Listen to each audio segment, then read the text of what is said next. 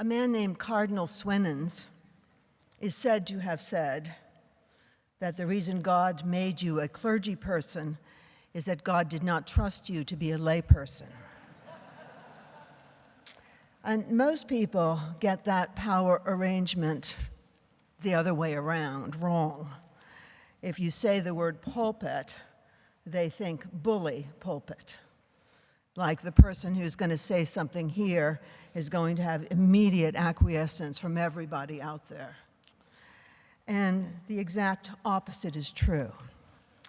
What's really important about preaching is whether anybody listens, or falls asleep, or wonders, what in the world is she talking about?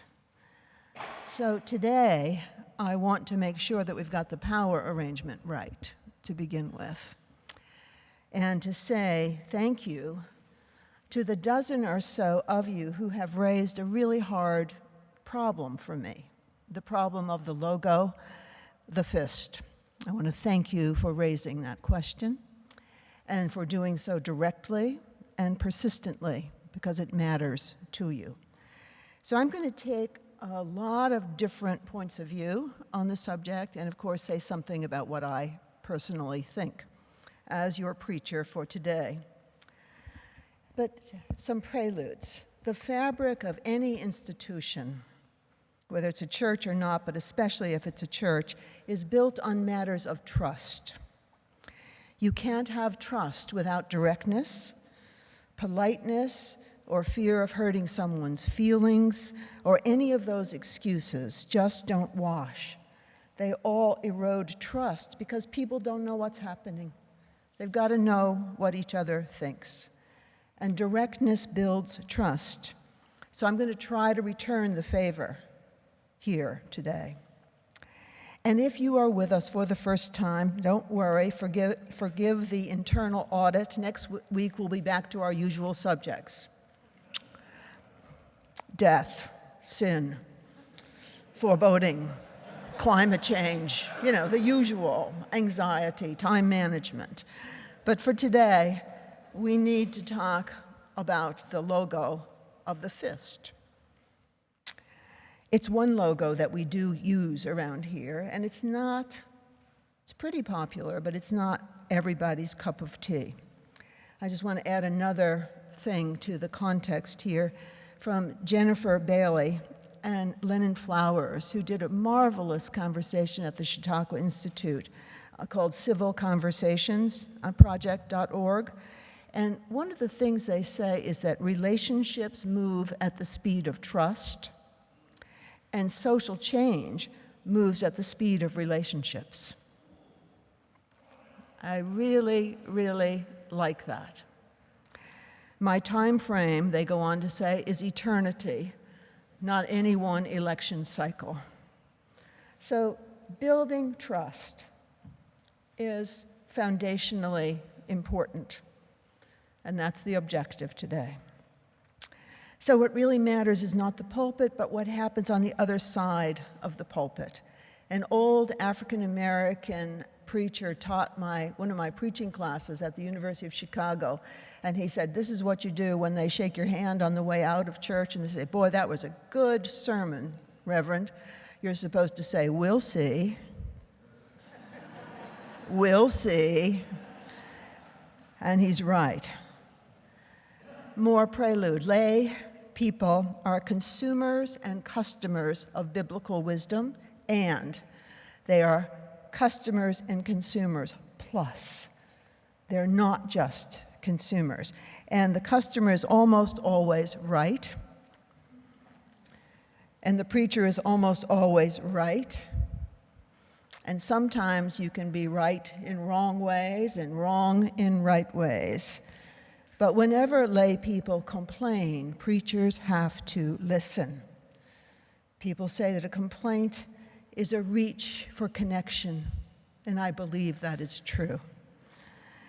So some here have said that they are concerned that the fist is a violent image. Others are concerned that it excludes people who are rich. And one person has, I don't see her here today, who teaches advertising at NYU, doesn't like the logo because she thinks it's boring and overused. So I take each one of these arguments seriously, and I hope that those of you who are making them will have a chance to argue them in the talkback. I poked around for the origin of the use of the fist here at Judson and found the following. Zach Mosley, our buildings manager and transitioning to communications director, he made it. And he made it as a stencil with the Judson J and a fist inside it so as to let people know that our equipment is used for more than just shows, that it's part of a supporting movement and part of the church. It belongs to us. Often, stagehands express their cynicism through the rough treatment or disregard for a venue's equipment. And the first stencil is a reminder that caring for these items is an act of strength and unity with larger movements for social change. So the fist stencil tells people, don't mess with our stuff. It's useful in those terms. Then we started using it more in solidarity with Black Lives Matter. There was never any blood red in the image, it was always pink. There was never any intention of violence. Black Lives Matter, like most movements, is a place where people can talk about violence, think about violence, and forswear violence.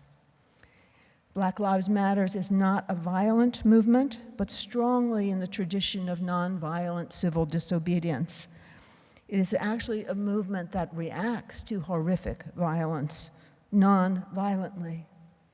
I personally think that the fist is a symbol that is intense and active and fed up and ready to fight, and that it is not a violent symbol. It is an impatient symbol. It is an angry symbol. It is a fed up symbol, and it is not a violent symbol. As to the question of whether it offends rich people or not, I don't know. I don't know enough rich people to know. I wish I did. I do know that when we have used the symbol in our pledge campaigns previously, that it has resulted in serious increases in the amount of money that has been donated. We do, and definitely we need rich people around here, and we often err in the way we express our interest in money. Maybe we're a little bit confused about it. We especially want the money of people who join our intensity about ending racism and violence against people of color. If the use of the symbol excludes people, rich or not, that is a serious problem with the symbol. We believe in inclusion.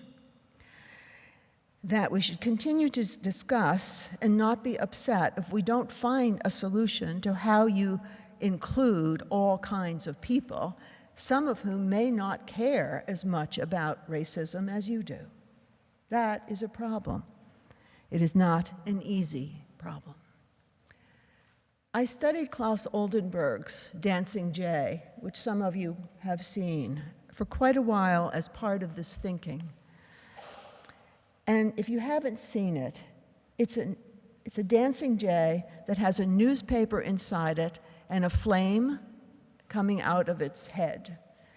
And the edges of the whole jay are burnt all the way around, charred, almost like the paper was about to catch on fire.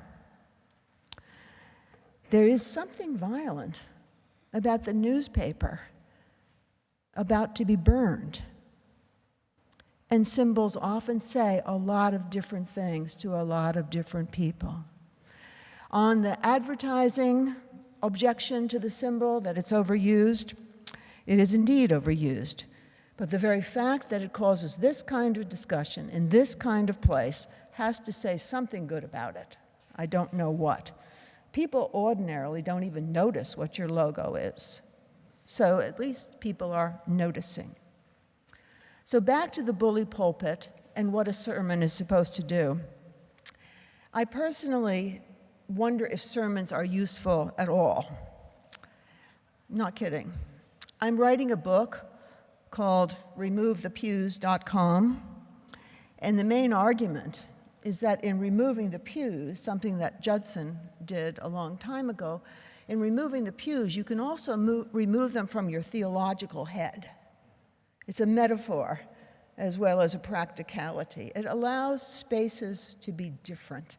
It allows preaching to be less dominant as a form. And preaching may have outlived its usefulness. So I'll just give you a few things that smarter people than me are saying about preaching and go back to the topic. Leonora Tubbs Tinsdale, who was Dean of Homiletics, which is a fancy word for preaching at Yale Divinity School, just wrote a long article saying she's convinced that preaching still matters because it still changes people's lives. Can you remember a sermon that changed your life? I can. It happened about 24 years ago. But the argument that preaching changes lives is based in a newer kind of preaching, the storied preaching, the kind that's saturated with stories. People will remember a story, but the three-pointer with the conclusion has been dead for a long, long, long time. Don't try it. You'll never work again in the church. So other people make different kinds of arguments about preaching. H. Grady Davis, a great scholar, argued that a good sermon is like a fresh breeze or the word made fresh. He thinks the sermon should be like a living thing. Dietrich Bonhoeffer argued the same thing, a Bible in one hand and the newspaper in another. Fred Craddock says that today's preaching has to be done by people without authority. The title of his book is As One Without Authority. How do you get authority? By treasuring the ancient text so well that the congregation says, hey, I like that. They are to like the ancient text, not the jewelry that the preacher puts around it. He also said that preaching is like a tree. You don't build it, you prune it. Preaching is only a lean-to for the things that people are thinking in their hearts as you tap open the ancient text. So let's tap open the scriptures. Thank you so much for the reading and the dancing and the original music. They say two things, these texts. The first is that you are wonderful. The psalm, just gorgeous. You are fearfully and wonderfully made. You are wonderful. And the second one says, you are crap. You are filled with sin. The powers and principalities are like a cop car with a siren coming after you, and they're going to catch up to you. So that we are both, in one text, fearfully and wonderfully made, and in the other text, held by the powers and principalities of which we don't even know we are held, by whom we don't even know that they've got us. Walter Winks is brilliant on this principles, powers and principalities text. Quote, I use the expression domination system to let people know how dominated we are by things about which we are not aware. And his first example is greed. His second example is superiority. White superiority. We may not even know how much of it has us.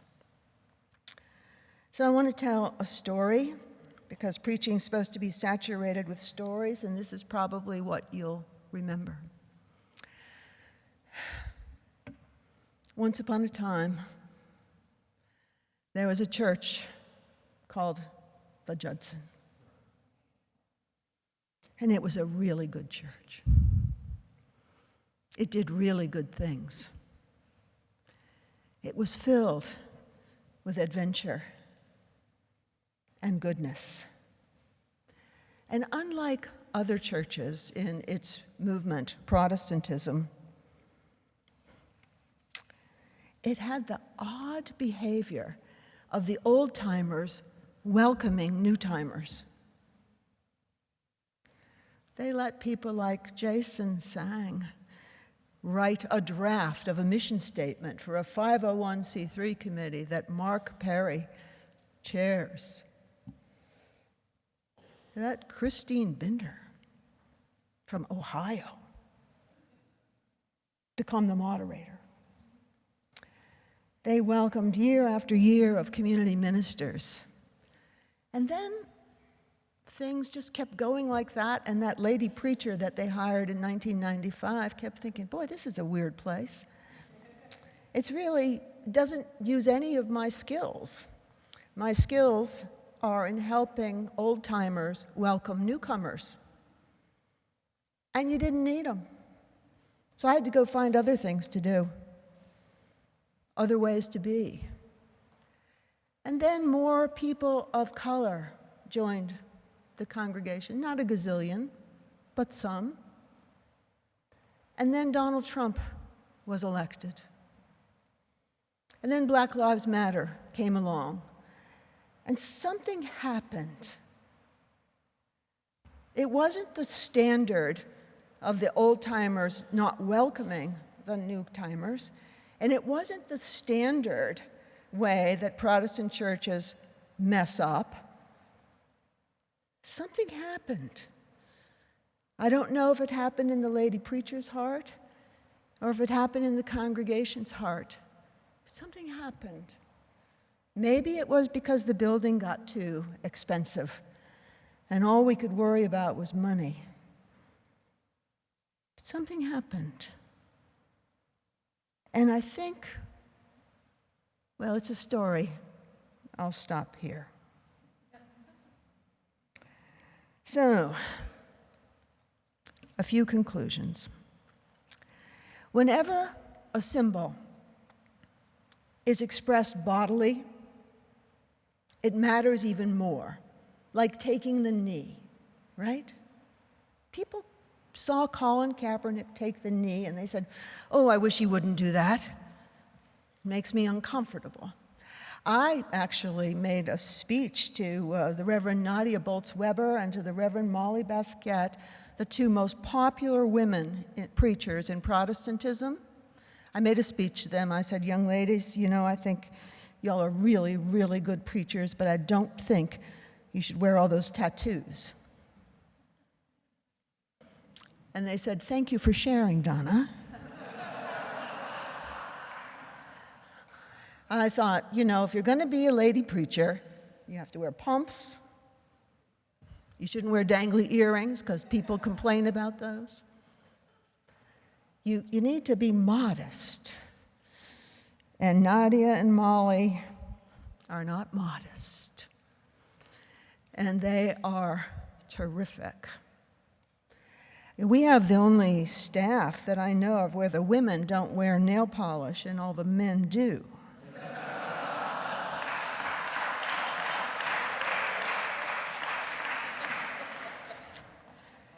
When you do something with your body, you take a knee, or you paint, or you tat, it gets people going. It gets them going, in good ways, I think. And you know, Zach, of course, brought the house down when he, at the retreat, said, you know, Judson, we're almost viable. And the joke means that we're almost viable, that the building's kind of working some of the time. On this last Monday, we had over 2,000 people in the building. We had a huge high-end gala at night. Who was it? Leslie Lohman. I knew I was going to forget it. And we had a Broadway show in the gym, and we had a couple hundred immigrants and volunteers getting legal services. And the place was just packed. And you know what they did in the gym? They broke the internet. And we were strung out to dry all day. So we're not even almost viable right now. And God knows that on the matter of our logos, we're almost viable, but they're not perfect. A logo could never be perfect in a place like this. So, in conclusion, the fist is not meant to be decisive or definitive, but one of many showings of ourselves. We are a congregation that can't agree on a mission statement. If you think we're going to agree on a logo, you have another think coming. It is, however, one way of saying that we are serious about ending racism and its powerful support systems, many of which we don't even know are there. The real problem is that we have no mission statement against which to measure how serious we are. So back to some of the options in being a place that tries to welcome as much diversity as possible. And I'm going to conclude with Zach's, you saw the ones on the front page that are all, they're in tryout phases. Jason, I said, wrote one of them, I wrote one of them. None of them has been adopted, they probably never will be. But here's Zach's, and I'm going to give him the credit. Protestant missional space in Greenwich Village. How Greenwich Village used the Congregationalist movement to hack Christianity. And now, why did he want us to do that statement? Because it's everything that's actually unique about us instead of all the riffraff about what's not unique about us. Protestant missional space. How Greenwich Village used the Congregationalist movement to hack Christianity. Kind of sidewise. So, a footnote. It is important to the staff that they be allowed to create logos and not get in too much trouble for it. All people must be allowed to dispute here, and we should do our best to keep our fists high in the air and our hearts open. Amen.